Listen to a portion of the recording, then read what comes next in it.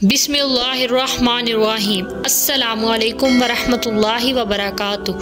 हज़रत अबू मूसा अशअरी रज़ियल्लाहु तआला अन्हु बयान करते हैं कि रसूल अल्लाह सल्लल्लाहु अलैहि वसल्लम ने फरमाया, हर मुसलमान पर सदका करना वाजिब है। सहाबा कराम ने अर्ज़ किया, अगर वो ना पाए तो आप सल्लल्लाहु अलैहि वसल्लम ने फरमाया, अपने हाथों से कमाई करे और अपने आप को फ़ायदा पहुँचाए और सदका करे।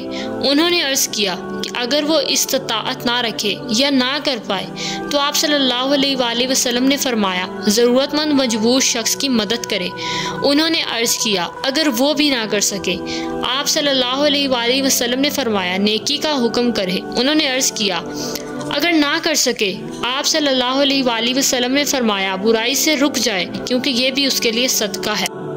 हज़रत अनस रज़ियल्लाहु तआला अन्हु बयान करते हैं कि रसूल अल्लाह सल्लल्लाहु अलैहि वसल्लम ने फरमाया, जब कोई मुसलमान शजरकारी करता है या काश्तकारी करता है, फिर कोई इंसान या परिंदा या कोई हैवान उसमें से खा लेता है, तो ये उसके लिए सदका है।